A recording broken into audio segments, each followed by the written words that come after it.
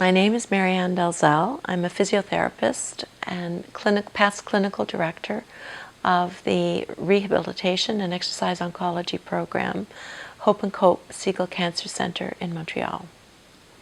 The next topic that I'd like to approach is what type of exercise can you engage in if you know that your bones are at risk, either because of your cancer, a more advanced cancer, or because your bones are at risk because you've developed some osteoporosis related to your cancer. And many of our patients come to us with these questions on, can I do my aerobics classes? Can I still engage in yoga? Can I do hip hop? Can I do various dance classes? Can I still do the tango? Can I swim? Can I walk? Can I jog? Etc.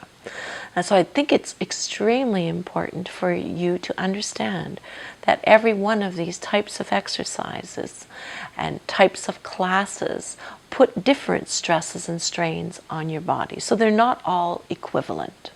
And you could never say that walking would be equivalent to running, would be equivalent to swimming, would be equivalent to cycling, as a good example. Or that exercising in the gym for 30 minutes or even 45 minutes with your treadmill and your bicycle and your weight training would be equivalent to walking or to other types of exercise. And I think this is the thing that needs to be understood.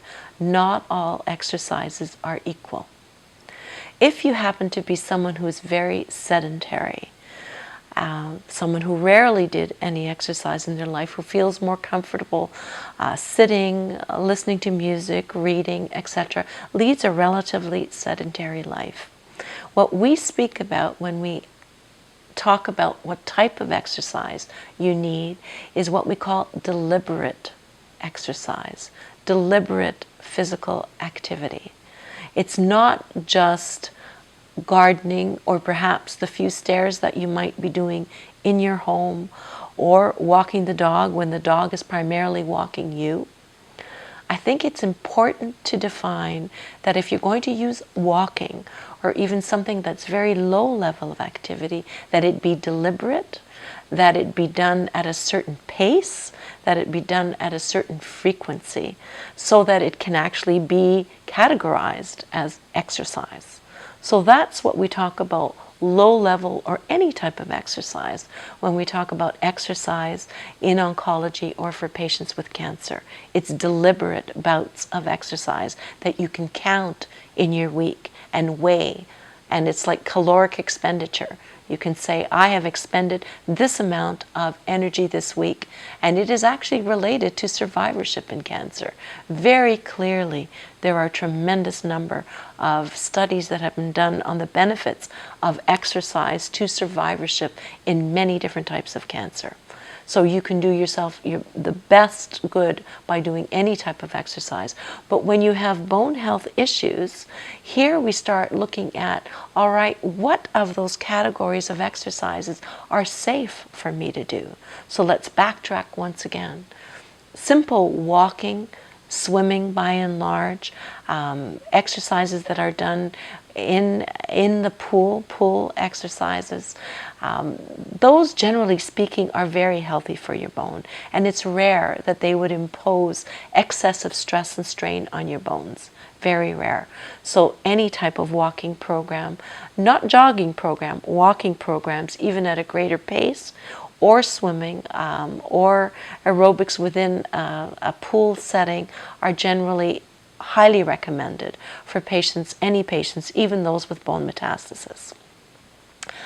But when we now come to other types of classes, so yoga, which is very common and very popular and very good, because yoga has been recommended for patients with cancer, and quite a number of studies have been done in yoga for cancer patients. And what they have found is that, without question, quality of life improves, breathing capacity improves, lung capacity, cardiovascular capacity, everything improves with this yoga. However, when you have bone health issues or if you have bone metastasis, there are quite a number of positions within the realm of yoga that you should be very cautious with or avoid altogether.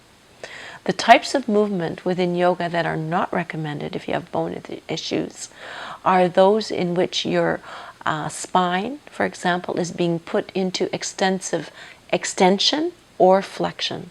So too much extreme of movement of the spine in itself is not recommended if you have either type of bone health issue. In addition, in yoga, many times the movement involves rotation and loading, opposite loading. So instead of loading your feet and your legs as you normally would, you're putting yourself upside down, in effect, purposefully. And it is in changing those postures that you have to be more cautious about your bones. So that most important is that you maintain a stability, that you avoid extremes of motion of either flexion, extension, or any rotation, that you focus on your breathing, that you focus on simple postures within the realm of yoga and not go to any extremes by any means of rotation, stretching, headstands would be, neck stands would be absolutely need to be avoided if you have any bone health issues. Going on to other types of classes, there are many aerobics classes. The problem with some of the aerobic classes, as there is with generally prescribed gym programs, is that these programs are prescribed for people who are healthy, who don't have specific bone or joint problems. So that in the case of either of these, you need additional guidance in order to participate in either of those activities. So that if you are taking an aerobics class, you need for the instructor to know that you have bone health issues so that she can determine which of the movements within that class you should avoid, and you just simply remove yourself for that component of the class. So it doesn't mean that you shouldn't participate, but you need to know where you might be at risk, and your instructor needs to know if you will be at risk.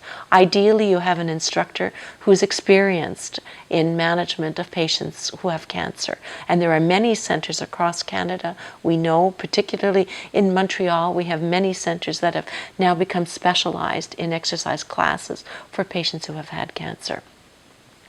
The other type of exercise is the gym exercise, so where you're doing weight training and cardiovascular. Once again, your trainer or the prescriber of your program, or if you are self-prescribed insofar as the type and nature of the exercises you're doing, you need to be very cautious of the type of stress and strain and impact that you're putting on your bones. So you can't just be focused on your muscles. You need to remember that those same muscles are attached to bones that are extremely important to your health and well-being. There are different types of exercise, different classes. There are dance classes. There are many types of exercise available to you if you have had cancer, and all of which have shown to be beneficial. So there's no question that exercise is beneficial to you, whether you have early or advanced disease. And you should, at some level, do deliberate physical activity of your choice. And that is the other great important thing. I will not force anyone to go into gymnasium. The studies haven't necessarily been done in that realm. You need to choose something that you will do consistently and that will give you pleasure and that will improve and enhance your well-being without putting stress and strain on your bones. The greater the guidance you can get, the better.